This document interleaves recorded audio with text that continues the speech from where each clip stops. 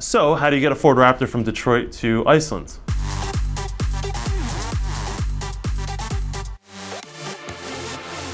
Every year we do a 1-hour special. Iceland was something that we've always wanted to do. There's always Mount Everest as being one of the things we want to do. Iceland's always like 2 or 3 down the list, and somehow we convinced our executives and our bosses at NBC Sports to allow us to go shoot an episode in Iceland. This is a story of getting a Ford Raptor to Iceland, and not just any Ford Raptor, a Ford Raptor that's just off the production line for the first time. Before there are press cars, before there's any cars in any dealerships. We shot an episode for Drive on NBC Sports, and because of our long lead time of production and getting things out, we chose to drive a Ford Raptor across the island of Iceland. The idea in the pre-production meeting was to race across the country from one side of the island to the other. Matt Farrah in a McLaren 570 on the ring road, which is a longer route, and the other 2 people would be Chris and Spinelli in a Ford Raptor going through the center of Iceland over the volcano. In any good story, there has to be some type of conflict, and like all terrible producers, we manufacture conflict. So the idea of kind of conflict between our hosts, our characters being Chris Harris and Mike Spinelli and Matt Farrah, we had to manufacture the idea of some kind of competition amongst them. Reality is that it didn't matter who was going to get to the other side of the islands. It had nothing to do with that. It's more about, from our side, the visuals. And that's really where we plan our shoots and what we do.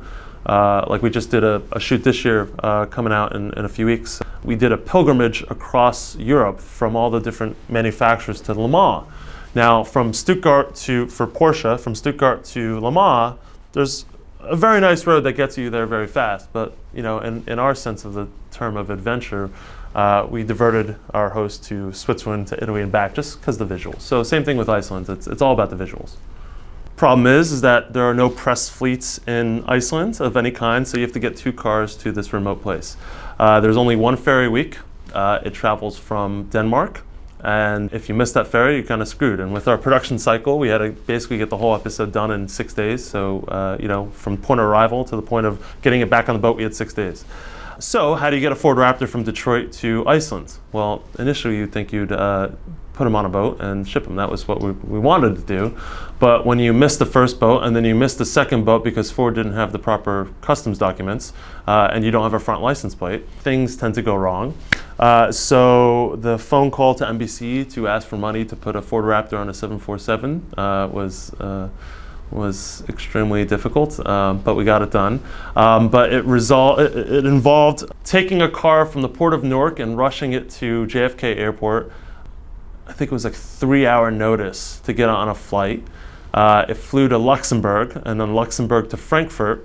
My amazing supervising producer, her name is Kathy, got on a plane, landed in Frankfurt Airport, had to get to the cargo area of Frankfurt Airport, then have to explain that she had to get this Raptor off of the plane, which was in process when she arrived, and then she needed the keys because then she needed to drive it to Denmark in 10 hours to make the ferry. This is how tight this production schedule was. Problem is that when the car arrived, they couldn't find the keys. Turns out that when the car came off the plane, they put it on a truck to get it into the warehouse.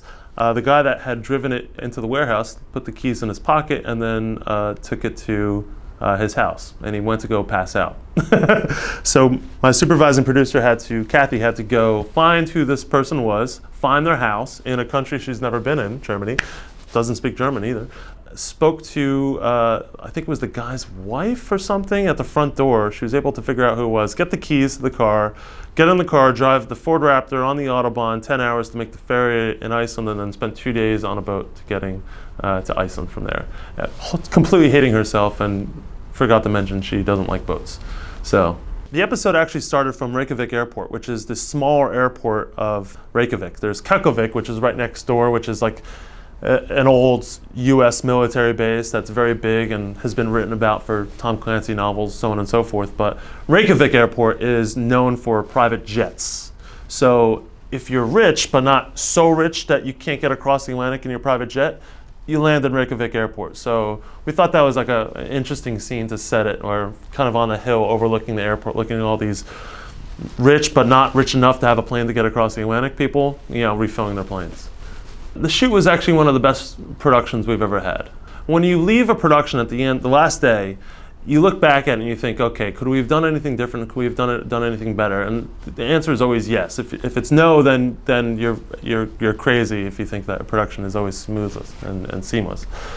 We were really worried about the Ford Raptor in the sense that there were no parts or no spares. Like if something went wrong and we're in the middle of Iceland, there's nothing that can be done. You got to wait, and would put us over budget and basically put us into bankruptcy at that point. We had a guide to get across Iceland. It's not something you do on your own. You have to hire guides, Icelandic Arctic truck guides. We had an Arctic truck there to support us, so if something did go wrong. And all the guides were impressed with the Ford Raptor. It was able to get through the rivers, was able to get over the lava fields, and no issues. It was really uncomfortable for Spinelli and Chris, and they actually they bonded in ways that they never had bonded before on that trip, but it was successful, yeah. More so than not, you basically have a show of how things are going to go, right? On this day, you're going to be in this location. On that day, you're going to be on another location. And in between those bits, you're kind of filling the void, right? So when it comes together and how we really sort it out is we know we have to leave on day 1, and we know we have to be there by day 4. We know some scenes we want to shoot along the way, and then we basically kind of fill the void in between.